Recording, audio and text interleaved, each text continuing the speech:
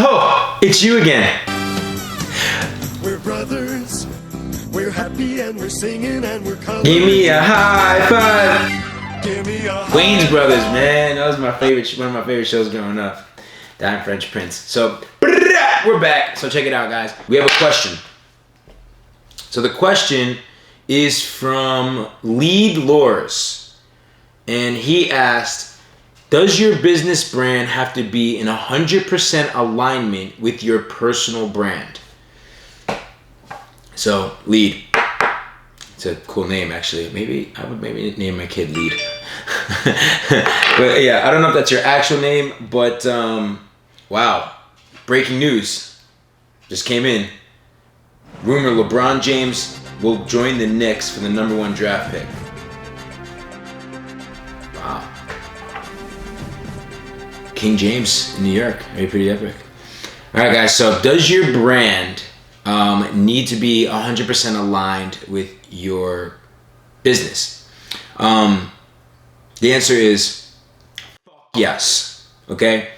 And, and I honestly believe that like a lot of you are not thinking about alignment in all areas of your life. But for me, what I coach my clients on that are these thought leaders, it's like, I get it. Like I was the CEO that didn't brand myself for over 10 years. I let my success do the talking through my business, and I was kind of behind the scenes, and I was working with my team, but no one really knew who I was. And now we're seeing that be the shift, right? Where you're seeing all these CEOs that their businesses are literally exploding, and the reach is just completely expanding and growing because the CEOs are becoming a lot more vocal. And I think one of the pioneers of this in business was Steve Jobs. And that's what leadership is. What leadership is having a vision, being able to articulate that so the people around you can understand it, and getting a consensus. You also see Richard Branson and how he's built his brand around Virgin and the impact that that's made. And most importantly,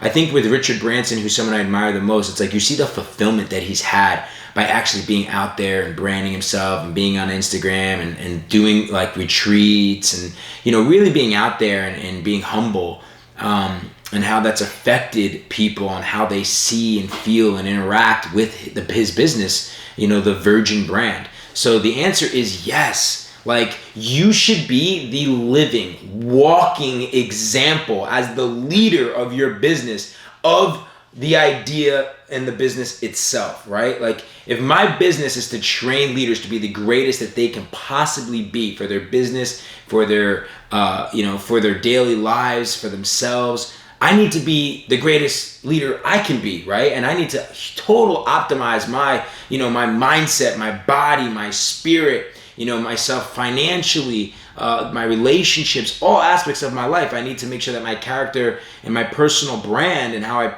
the content I'm creating and putting out there is completely aligned with my bigger vision of creating the #1 leadership training company for millennials in the world, right? For our generation. And for me, that is why I show up so consistently and constantly putting myself out there, and being a student also of learning what it means to be a freaking unbelievable leader, right? So for you as a leader of your business, who's putting yourself out there and starting to live your personal brand, and there's so many different aspects of it, there's so many different, systems and processes of the right way to distribute and expand your reach as a personal brand, as a thought leader, and as a founder of your company.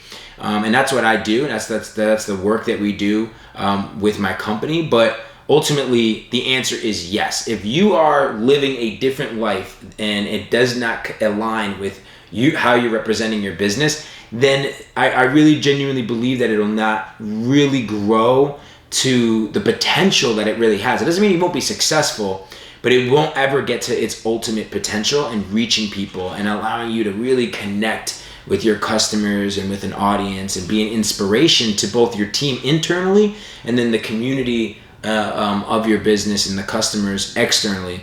So align that 110%. Be the walking, living example of your idea.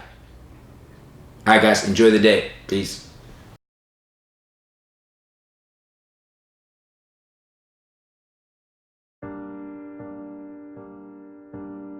I was dyslexic. I had no understanding of schoolwork whatsoever.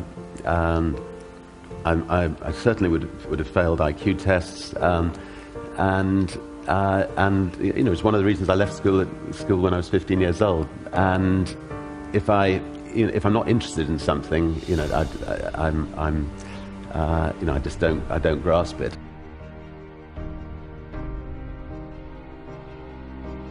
I mean, there's the story about your mother allegedly dumping you in a field and aged 4 and saying, "Okay, walk home." And did this really happen? I mean, she was, you know, she felt that we needed to stand on our own 2 feet from an early age. So she did things to us which now she'd be arrested for.